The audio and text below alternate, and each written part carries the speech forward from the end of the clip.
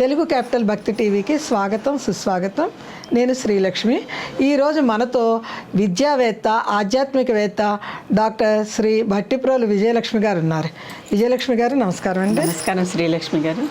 సరస్వతీదేవి గురించి చాలా నదిగా ఎందుకు అయ్యారు, సరస్వతీదేవి విద్యలకే ఎందుకు అంత ప్రాముఖ్యతగా సరస్వతీదేవినే పూజిస్తాము? బ్రహ్మకి సావిత్రి, గాయత్రి, సరస్వతి ఈ ముగ్గురు భార్యలుగా పురాణాల్లో చెప్తారు. పద్మ సావిత్రి, గాయత్రి, సరస్వతి ఈ ముగ్గురు. ఒకసారి బ్రహ్మ పుష్కర్ అని రాజస్థాన్లో మనకు ఒక గొప్ప క్షేత్రం ఉంది. అక్కడ పితృదేవతలకు కూడా పిండ ప్రదానాలు అవి చేస్తారు. పితృదేవతలకి మన ఇళ్లల్లో చేసేటటువంటి పితృకార్యాలు ఉన్నాయే, ఆబ్దికాలు పెడతాం సంవత్సరానికి అప్పుడలా. దాంట్లో చెప్పే మంత్రాల్లో కూడా పుష్కర్ పెట్టిన ఫలితం కూడా రావాలి అలా చెప్తారు. గయ వెళ్ళి పెట్టి చేసిన ఫలితం రావాలి, కురుక్షేత్రం వెళ్ళి చేసిన ఫలితం రావాలి, ఇలా కొన్ని ప్రాంతాలు ఉన్నాయి. వాటి గురించి కూడా మళ్ళీ చెప్పుకుందాం ఎప్పుడన్నా. ఇవన్నీ ఉంటాయి. అలా పుష్కర్లో అటువంటి పితృదేవతలకి కూడా ప్రధానమైనటువంటి పిండ ప్రదానం చేసేటటువంటి ఒక క్షేత్రం పుష్కర్ రాజస్థాన్లో ఉంది ప్రస్తుతం. అక్కడ బ్రహ్మకి ఆలయం ఉంది. బ్రహ్మకి ఎక్కడ ఆలయాలు ఉండవంటారా? ఒకటి మనకి ఇక్కడ తెలుగు ప్రాంతంలోనే ఆంధ్రప్రదేశ్లో చేబ్రోల్లో ఉంది. ఇంకొక బ్రహ్మాలయం పుష్కర్లో ఉంది. ఈ పుష్కర్లో ఉన్న బ్రహ్మాలయం లో అక్కడ బ్రహ్మ ఒక్కడే కనిపిస్తాడు మనకి. అక్కడ ఆయన ఒక యాగం తలపెట్టాడట ఒకప్పుడు. తలపెట్టినప్పుడు ఆ యాగంలో సమయానికి సరస్వతి చేరుకోలే ఆ యాగానికి. అప్పుడు సావిత్రిని కూర్చోబెట్టి ఆయన యాగం పూర్తి. అక్కడ సావిత్రికి ఆలయం ఉంటుంది, సరస్వతికి ఆలయం ఉంటుంది, గాయత్రికి ఆలయం ఉంటుంది. కొండ మీద పూర్తిగా మనకు ఈ ఆలయాలు, యాగస్థలం చూడాలంటే రోప్వే ఎక్కి పైకి అక్కడికి కొండ మీదకి వెళ్ళాలి. బాగా కొండ మీదకి వెళ్ళాలి. ఆ పుష్కర్లో అక్కడ ఎక్కడా లేని తెల్ల ఎలుకలు ఉంటాయి. తెల్ల ఎలుకలు అవి చూస్తే పునర్జన్మ ఉండదని పేరు. చాలా ప్రత్యేకతలు ఉన్నాయి పుష్కర్కి. అక్కడ సరస్వతి వచ్చింది. వీడు కూర్చుని యాగం మొదలు పెట్టేశారు, దాదాపు చేసేసారు. వచ్చి నా కోసం ఆగలేకుండా ఇట్లా చేసావా అని ఆవిడ కోపం వచ్చింది. కోపం వచ్చి ఒకళ్ళనొకళ్ళు పరస్పరం శపించుకున్నారు. ఆ శాపంలో సరస్వతీదేవి నదిగా మారిపోవాల్సి వచ్చింది.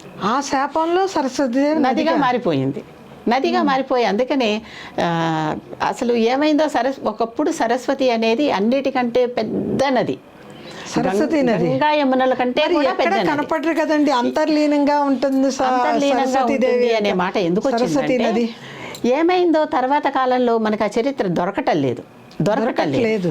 ఎక్కడో ఉంటుంది, ఎక్కడో కాస్త ప్రక్షిప్తంగా దాచబడో ఎక్కడో ఉంటుంది. మనం ఇంకా వెతికి రీసెర్చ్లు చేస్తే బయటకు వస్తుంది.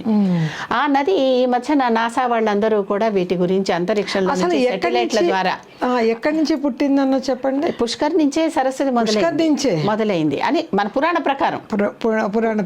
అంటే అక్కడ జలపాతం మనకు కనపడుతూ ఉంటుందా? అస్సలు ఏమీ లేదు ఇప్పుడు అక్కడ. అదే కదా, ఎడారి కదా, రాజస్థాన్ అంతా ఎడారి. ఆ రోప్వేలో మీరు పైకి వెళ్తే కింద అంతా ఇసుక దిబ్బలే, కొండ మధ్యలో కిందంతా ఇసుక దిబ్బలే. పుష్కర్లో ఒక మంచి పుష్కరిణి ఉంది. ఆ పుష్కరిణే పితృదేవతలకి బ్రహ్మమానస సరోవరం లాగా దానికి పేరు బ్రహ్మమానస పుష్కరిణి. అది ఎక్కడుంది? పుష్కర్లోనే. పుష్కర్ అనే ఊరే, రాజస్థాన్ అనే స్టేట్లో పుష్కర్ అనేది ఒక ఊరు. ఆ ఊళ్ళో అనమాట.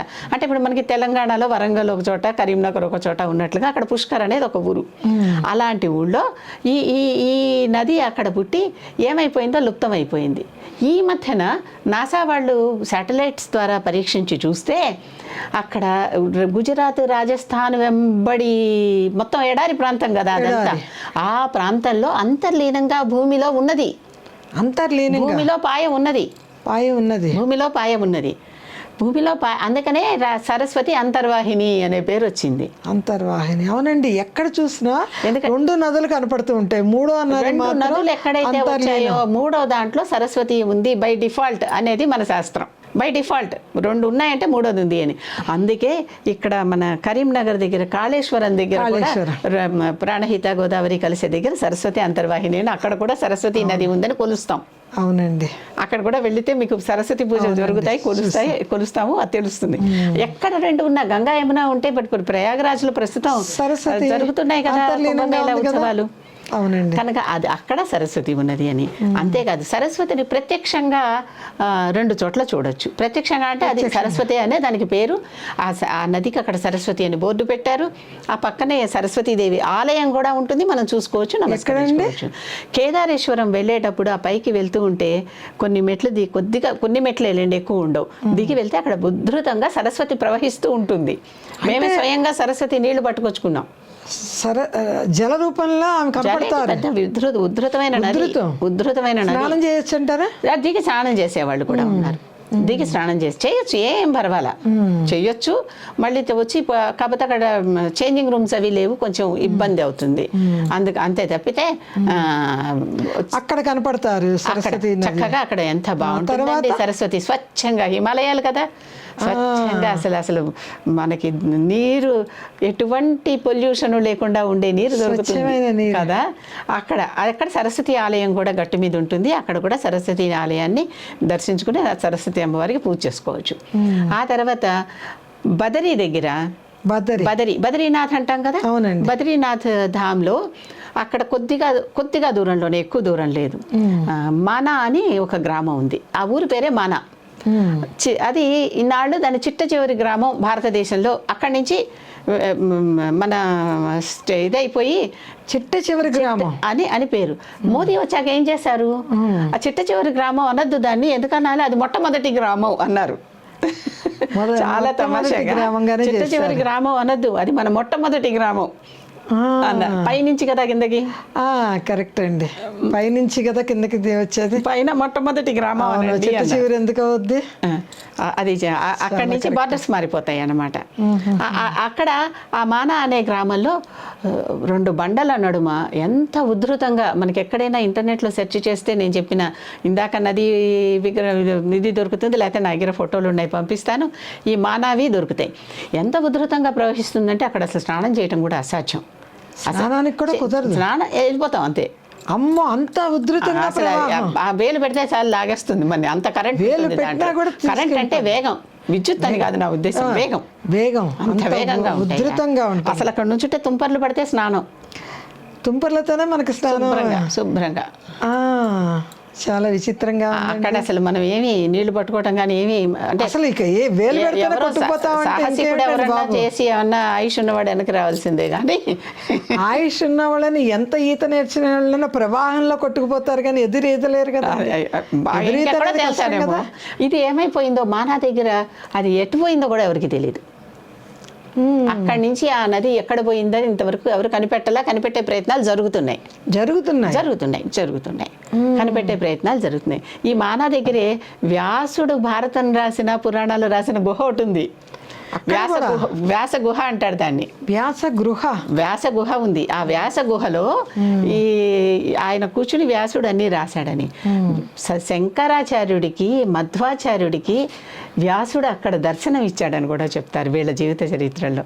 వీళ్ళు అక్కడికి వెళ్ళి, ఈయన శంకరుడు భాష్యం రాస్తే వ్యాసుడు ఒక పండితుడిలాగా వచ్చి అక్కడ ప్రవచన సభలో కూర్చొని ఈయన్ని సందేహాలు అడిగాడని. అప్పుడు ఆదిశంకరాచార్యుడు వ్యాసుడు చెప్పిన ప్రతిదానికి, ఎందుకంటే ఆయన చెప్పిన వాటికి ఈయన భాష్యాలు రాశాడు. అవునవును.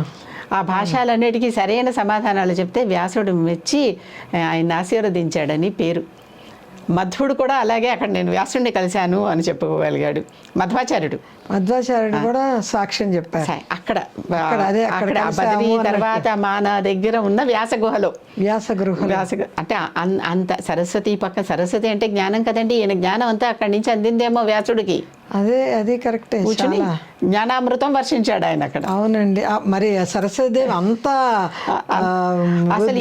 వచ్చింది. మనం గురువుల పేరు చెప్పుకుంటుంటే వ్యాసుడి పేరు చెప్పుకుందే దండం పెట్టాం. గురు పూర్ణిమని వ్యాస పూర్ణిమ అని అంతా. అవునా? అంటే సరస్వతిదేవి అంత ఉధృతంగా ఉంది కదండి. వ్యాసుడికి కూడా విజ్ఞానం అంత ఉధృతంగా వచ్చేసింది. అక్కడ సరస్వతీదేవి ఇంకొక చోట కనిపిస్తుంది, నది రూపంలో కనిపిస్తుంది. అంతేకాదు ఈ నది రూపంలో ఉన్నదాన్ని కనిపెట్టి ఇప్పుడు అంతా ఎక్కడుంది అని కనిపెట్టేటటువంటి పద్ధతుల్లో మనకి ఇతర దేశాల శాటిలైట్లు కూడా సహకరిస్తున్నాయి. ఇతర దేశాల నుంచి కూడా సహకరిస్తున్నాయి.